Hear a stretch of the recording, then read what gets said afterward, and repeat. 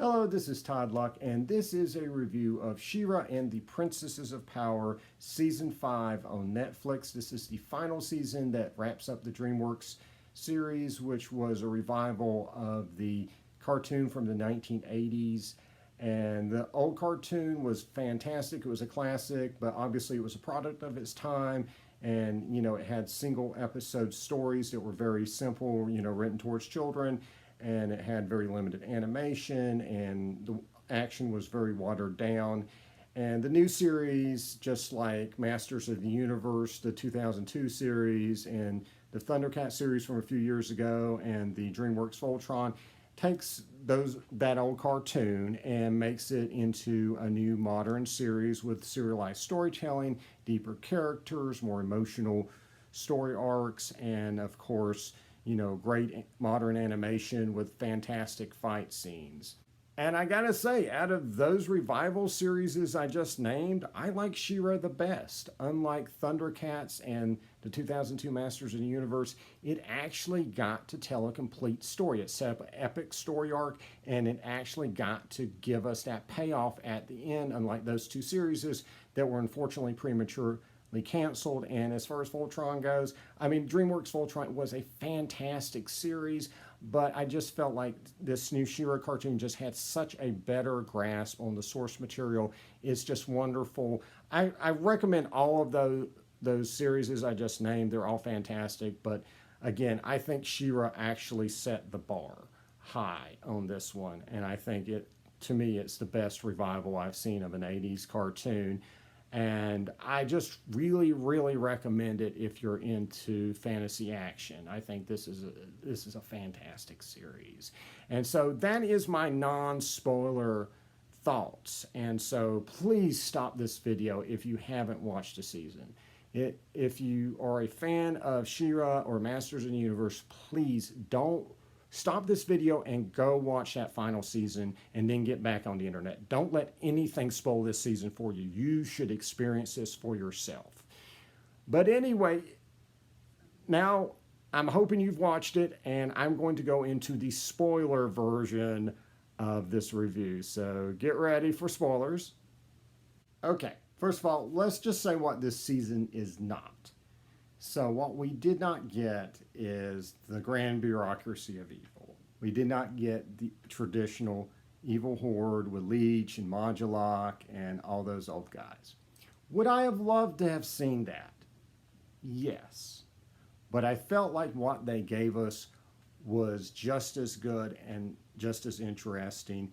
And, for this particular series, I think it was very appropriate, and we will have many other opportunities to see the grand bureaucracy of evil in other forms as the franchise continues with other series and other comic books and God knows what else over the years. It also offered no answers on who the first ones were and, what that planet was that Adora came from. It left it open. And honestly, I am okay with that. I think leaving things mysterious where it's appropriate is fine. And I'm just as content not knowing that and leaving it open-ended, leaving it to at this moment, the viewer's imagination. There could be follow-ups. There could be, the showrunners may tweet some stuff out about what was in the show Bible or whatever. But I'm fine with that. Obviously, I had a ton of theories. I still have some theories, but, I like the fact that it's mysterious. There should be some mystery when you're talking about magic and science and just life in general. So I'd rather have it be open-ended than have a reveal that ruined the season. So I am glad, if they were going to go with like evil sorceress or something, like I said last review, that would have definitely diminished the season. And I'm glad that there was nothing here that really diminished the season to me. I just enjoyed it, from episode 1 to the final episode was just a great, great ride. And so, as you can probably tell, I'm not the type of person who gets upset if, my fan theory is not confirmed by the series or whatever. I'm watching it for what is in the series, not what I think should be in the series or what could have been in the series. it's fine. You know, the important thing is they put out a good show, and they absolutely did. So I'm not upset. Like, you know, I'm not going to like rent a plane and have it fly a banner that says, reduced last season of She-Ra with Modulok in it or something. I mean, I would have loved to have seen Modulok, but like, again, I think what they did worked really well, and I'm going to get other opportunities to see Modulok in the future. So I'm cool. So what did we get? What did the show actually give us on the big reveal for the Horde? So what they did was a very interesting play on the idea of the Horde and the name Horde Prime. So Horde ends up being all clones of Horde Prime with robots. And so the reason he's Horde Prime is he's the guy who started it all. He is the original Horde. And so all of the Horde is him. It's all clones of him, and he can inhabit their bodies at any point, and they're all like super obedient to him, and they worship him. And I liked Horde Prime. Now his design work is a little odd to me, but I really liked how he carried himself in his presence. He's just oozed evil. He was this kind of soft-spoken, aristocratic guy who really just kind of oozed evil and just viewed himself as this kind of universal messiah. And, you know, like I said, his clones literally worshipped him. And so it was his clones and the robots, and then he would eventually start mind controlling people through these discs on their back, and they would also start singing the praises of Horde Prime and how powerful and awesome he was. It was kind of interesting that he didn't turn out to be that physically powerful as far as, like, you know, being able to lift a truck or something. But his power came through his clones and just his endless army of clones that he had. And, of course, his other resources, which turned out to be quite formidable and nearly destroyed Eternia and the entire universe. So it was a worthy opponent for the final season, and I really liked him. And oh my gosh, let's talk about everybody else. And the reason why this was a great season is that everything that happened was set up in previous seasons. Not that it was predictable, because there was always a ton of possibilities of what could happen, but everything that happened, you can go back and you can look at it being built up. And so there was nothing there that just came out of left field that felt out of character just as a plot twist. And I love that. I think other series really need to take notes about how to do a freaking good final season from this series. So for She-Ra, she gets her powers back. She does not go on a tedious quest to reclaim her powers that she already had. She just goes through some scenes where she has to deal with not having powers, deals with it emotionally. There's some funny scenes where she, you know, can't compensate for it, and she's, you know, trying to get used to just being a human again and all this stuff. And then at some point in the series, she needs the power. She gets it. It's a very powerful scene, both emotionally and action-wise, and it just worked really well. And I just was like clapping, like, yeah! And she got a new costume, and it looks great. This is the costume I wish she'd had the entire series. It looks fantastic. I love it to death. She gets a power upgrade. It's just really great. I just love what they did with She-Ra. And so for Catra, of course, she has that change of heart we've been waiting for. We knew that could be coming, and she did. And of course, at the end, she's revealed to have been in love with Adora. And of course, we knew that could have been coming the entire time too. And so, no, not a big surprise, but it's kind of cool that they actually did go through with that. And I felt it was appropriate for this version of the character, and I really liked it. And actually, the most shocking thing, though, the thing I never saw coming, they cut Catra's hair. She has short hair. My brain was just like, but it was cool. I liked it. It was a very daring design choice, but it worked. And another long-running shoe that dropped was Bo Loves Glimmer. Yes! Obviously, that's been a long time coming. Glad they went through with that, too. As far as Entrappa goes, I think they must have heard me. No, that didn't happen because, I mean, they make this stuff way in advance. But, I mean, it just feels like this season was the answer to my prayers on Entrappa, who was largely absent last season. This season, she joins the best friend squad, and so she's like there constantly, and it is awesome. Love me my Entrappa. I always had an Entrappa overload, but you can't have too much Entrappa. You know, the ponytails of I want to say evil, but you know, the ponytails of shifting loyalties. Double Trouble I was a little surprised at because Double Trouble played a much smaller role. Double Trouble was a huge main villain in the last season, and this season Double Trouble basically shows up as a shapeshifter who is running a scam with their powers, and I felt like it worked. It worked really well. I actually really enjoyed that use of shapeshifting and that use of that character. I felt like it worked. It was just kind of weird to see this main villain be demoted to a very small scene. But again, I enjoyed it. Spinnerella and Natasha actually get a lot of play this season, and it's actually really good. I never thought I'd be like, yeah, Spinnerella and Natasha, that's why I watched She-Ra for. But yeah, it was actually really good.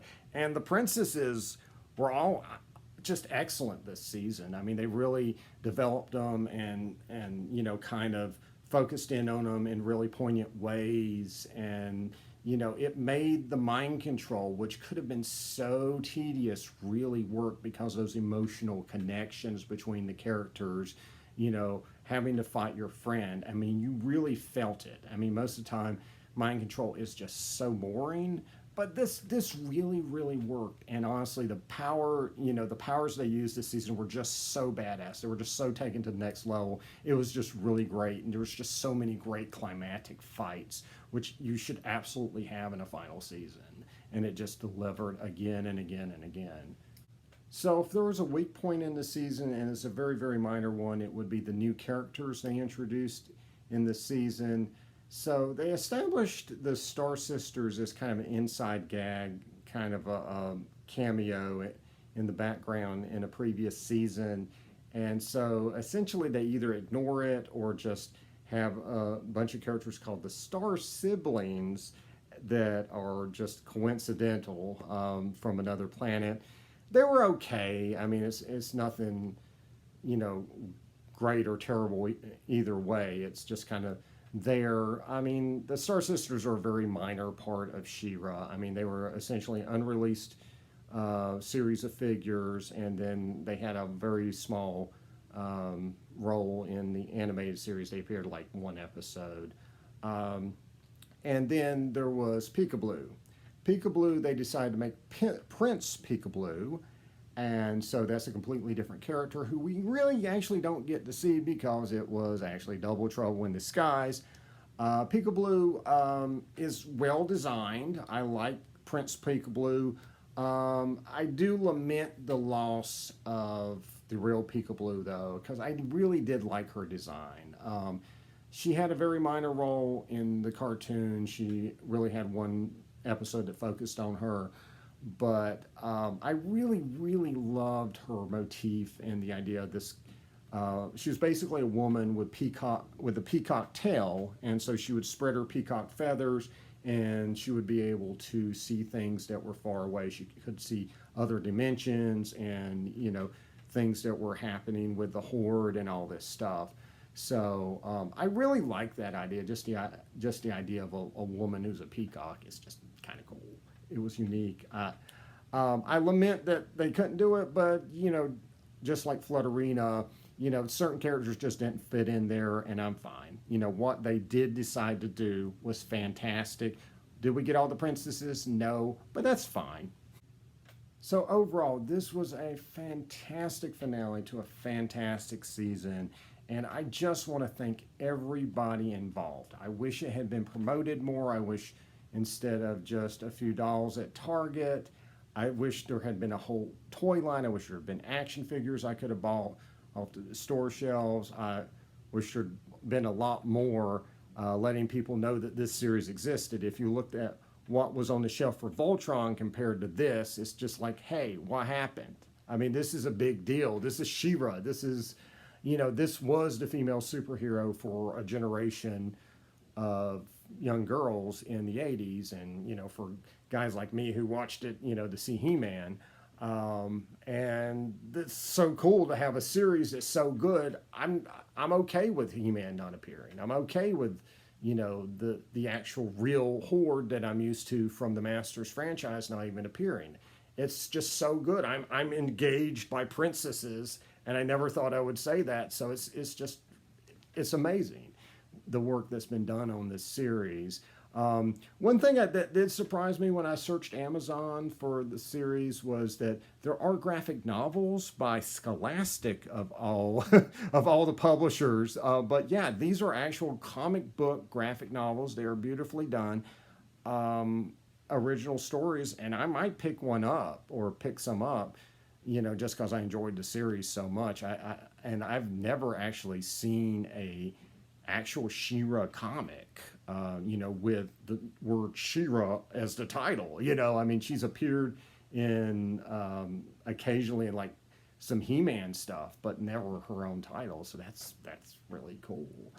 And so I will say, this is the end of this particular series, but obviously, as a Masters of the Universe fan, you have a ton of stuff to look forward to.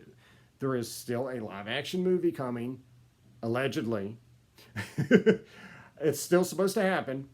But we have two, not one, but two animated series that have been greenlit to appear on Netflix.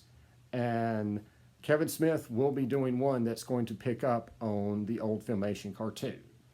And Kevin Smith is a tremendous writer. He is one of the best creative talents we got right now. He is amazing.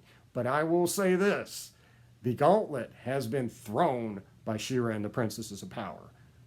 Kevin Smith, come up with something as good as this. I hope he does, because this was an amazing series. If we can get another amazing animated series based on the same property, and because She-Ra is part of the Masters franchise, that would be amazing. I mean, and maybe that other animated series will be good too. I don't know much about it, but I mean, hey, if we get 3 animated series, they're all fantastic within a few years of each other, that would be for a franchise that has gone dormant for as long as Masters and She-Ra have. This is, I don't even know how to comprehend all of this. It's just a great time to be alive if you're a fan of Masters of the Universe. So that's all I got to say. If you watched the series, let me know what you think in the comments below. And like and subscribe for more videos. And until next time, good journey.